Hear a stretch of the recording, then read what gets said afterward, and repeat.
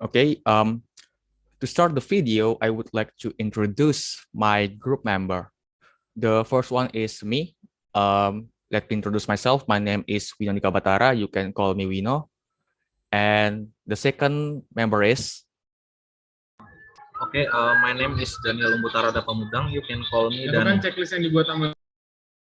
and the third member is, Okay, my name is Dimas Sanjaya. You can call me Dimas. and the fourth member is, Okay, my name is Danutaya Sadrinas. You can call me Uta. and the fifth member is. Hello, my name is Azara Indira. You can call me Indira. Okay, let's start the video. Currently, Corona is a hot topic of discussion. Corona still dominates the public sphere. In a short time, that name became a trending topic, discussed here and there, and was reported massively in print and electronic media. SARS-CoV-2, better known as the coronavirus, is a new type of coronavirus that causes infectious disease to humans. This has made several countries set policies to impose lockdowns in order to prevent the spread of the coronavirus. Some local governments have decided to start implementing online learning method. The online learning system is a learning system without face-to-face directly between teachers and students, but is carried out online using the internet network. Teacher must ensure that teaching and learning activities continue even though students are at home. The solution is that teachers are required to be able to design learning media as innovation by utilizing online media.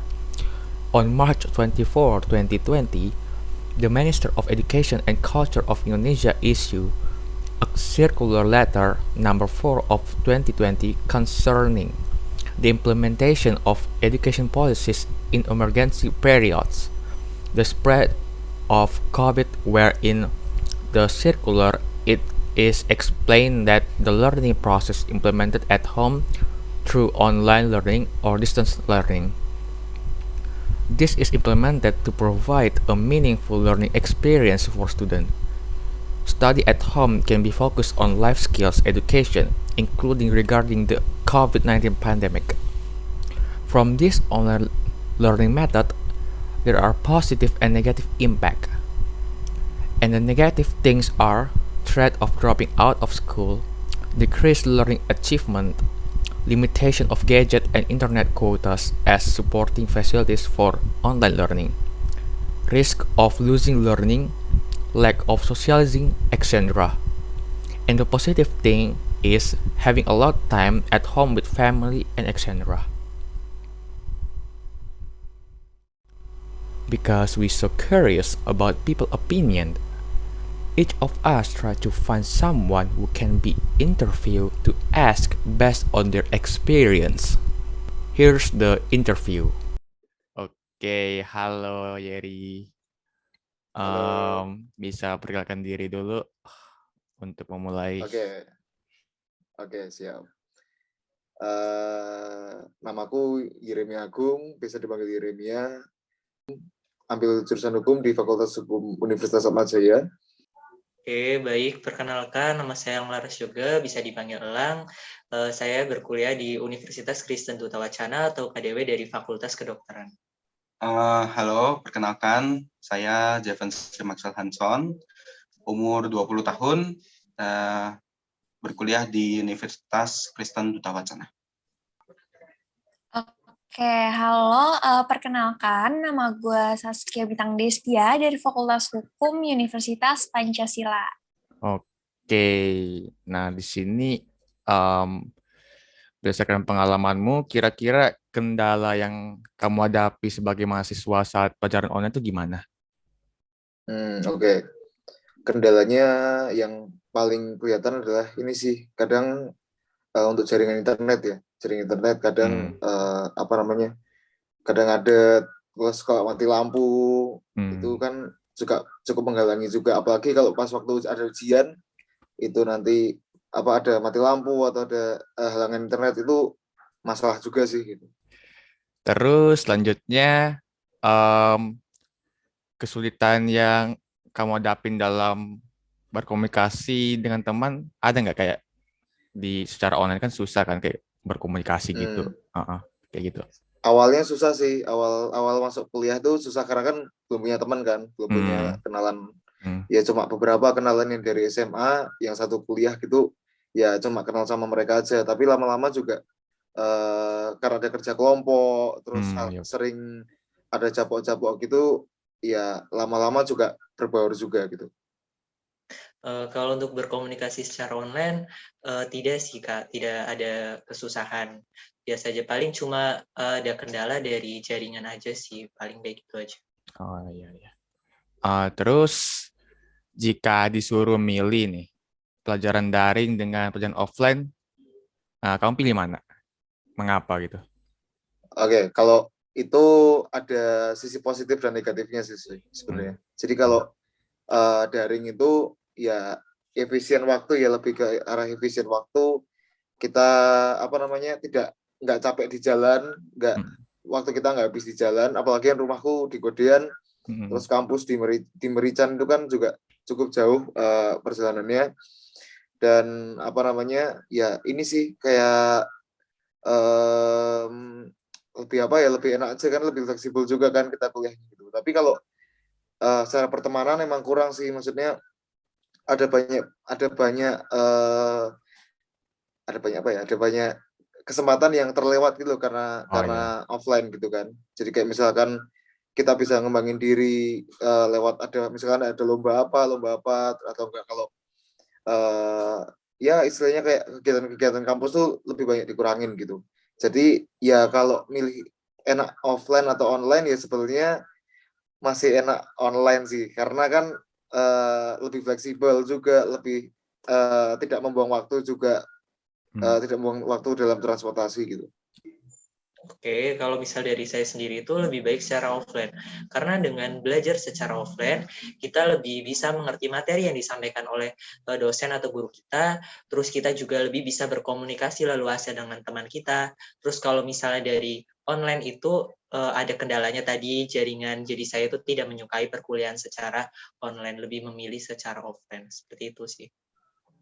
Jadi kakaknya lebih nyaman offline daripada online. Iya. Oke.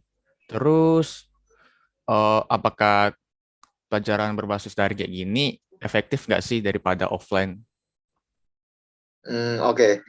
Jadi itu balik lagi ke mahasiswanya sebetulnya. Kalau offline itu kan kita dituntut memang diposisikan sebagai ya kita belajar gitu kan. Kita di kelas, kita belajar, kita duduk mendengarkan dosen gitu. Tapi kalau online gini tuh ada sangat banyak pilihan apa yang akan kita lakukan selama kita di kelas dulu. Apakah kita mau cuma tidur-tiduran, apakah kita benar-benar mau dengerin gitu kan. Nah, tapi kalau efektif atau tidaknya ya sebenarnya kurang sih menurutku, karena kan tidak dipantau juga kan dari dosen. Tapi memang ada sisi juga efektifnya juga gitu loh. Misalkan kayak ya tadi kayak aku bicara di awal, ada menghemat waktu dalam perjalanan dan sebagainya gitu. Ya kalau ditanya efektif atau enggak, ya 50-50 sih menurutku, Mas Ian. Oke.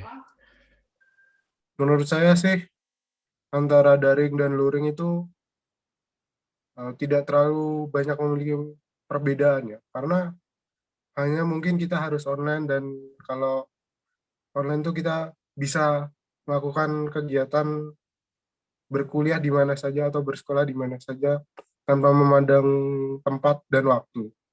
Akan tetapi kalau kita lihat, kalau kita menggunakan metode online, kita tuh bisa efek negatifnya kita bisa melakukan pembolosan tanpa diketahui. Kita hanya tinggal masuk di Zoom atau Google Meet, tinggal mematikan kamera. Nah, mungkin saja mahasiswa atau peserta didik akan tidur, tidak mendengarkan, itu bisa.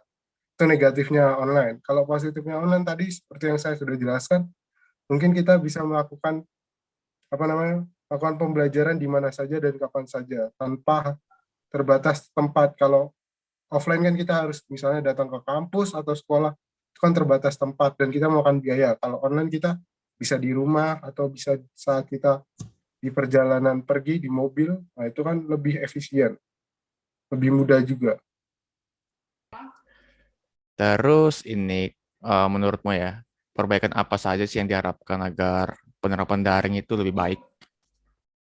Oke, kalau penerapan daring lebih baik, mungkin ya ini sih kalau dari kampus ya mungkin guru itu maksudnya dosen itu lebih memberikan apa ya, memberikan materi-materi yang cukup untuk membantu kami gitu loh, membantu kami untuk belajar lebih lagi. Misalkan ada jurnal tertentu yang harus kita pelajari, itu mungkin bisa kami berikan, misalkan bisa dosen berikan ke kami gitu. Terus juga apa namanya, mungkin perbaikan ini juga sih kalau dari pemerintah mungkin ya arah pemerintah mungkin ya perbaikan jaringan diperbaiki, sinyal dibuat stabil dan sebagainya mungkin. Oke, kalau menurut aku sendiri nih ya, terkait gimana sih kita buat membangun motivasi sendiri nih, karena sebenarnya tuh tergantung dari karakter orang, karena pasti setiap orang tuh punya rasa boring. Cuman mungkin dari dosennya sendiri itu harus bisa ngebangun suatu kemampuan dari dia sendiri gimana nih, biar anak-anak gue pada bisa ngerti sama apa yang gue jelasin, gimana nih caranya biar mereka pada nggak boring. Sebenarnya semua itu tergantung sama karakter setiap orang sih ya. Mungkin kalau misalnya ada tips yang berpeluang biar kita setiap online itu nggak boring sih, lebih sering ke kegiatan-kegiatan diskusi buat ketemu langsung kali ya. Jadi ada semi offline-nya gitu loh. Terus terakhir ini kayaknya, apakah kamu pernah merasa stres saat pembelajaran online? Jika pernah, mengapa? Oke, stres ya ini sih paling karena internet. Jadi internet. waktu itu kan ujian, terus udah mau deadline apa bukan deadline waktunya mau habis, terus tinggal sekian menit dan itu tiba-tiba sinyal hilang gitu dan nggak bisa submit jawaban ujian gitu. Ya itu cukup panik sih, tapi untungnya ada saudara juga di rumah, ada adik, tethering adik dulu. Nah, itu nanti baru bisa lancar gitu. Ya emang kendalanya internet sih. Internet ya.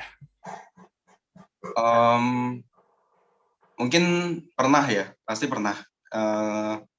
Kalau ditanya alasannya kenapa, yang pasti ya seperti yang kita tahu ya, kalau online itu malah cenderung lebih banyak tugas gitu. Dan untuk deadline pengumpulannya juga cenderung dekat-dekat hari gitu ya. Mungkin hari ini langsung mengumpulkan 2, kemudian besok langsung harus mengumpulkan 1 lagi, seperti itu. Jadi mungkin kalau ditanya alasan mengapa stresnya, sebenarnya lebih padatnya tugas yang diberikan sih. Bukan pada tingkat kesulitannya, tapi kepada frekuensi diberikan tugasnya, seperti itu. Oh, jadi kesusahan selama perkuliahan ini frekuensi tugas yang diberikan ya, deadline-nya terlalu mepet kadang. Oh ya, seperti itu. Yeah. Okay, so my conclusion is with the current online learning model, there are some students who accept online learning because the online learning model is more relaxed, fun, short, practical, and fast. It can also be done remotely without gathering in the same place.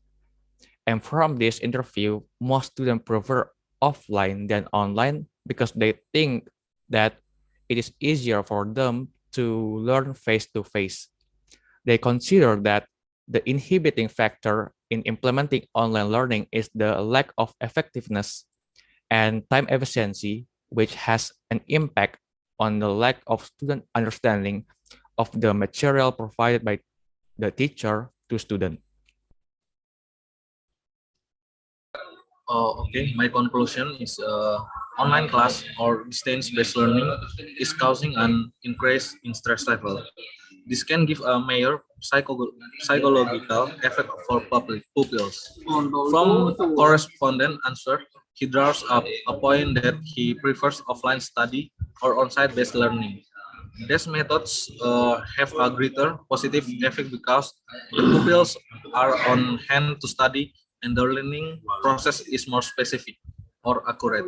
He thinks that online-based learning reduces the grades, hence the motivation absence from the psychological aspect. On the final note, the correspondent stated that he prefers on-site based learning than distance-based learning because it helps to increase cognitive and information retention process to be a better doctor. The conclusion obtained is that offline school are better than online school because from offline school student better understand the material given by lectures and can get to know each other better. Based on the interview with the correspondent, that online learning has positive and negative side, so that online learning runs smoothly. Student and lecturer must run it well. And the positive side of online learning is that we can learn anywhere at any time. We can download an explanation video from the teacher.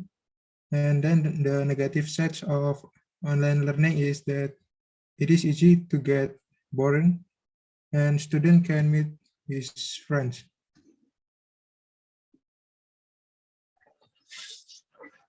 It can be concluded that online and offline lectures have their own advantages and disadvantages.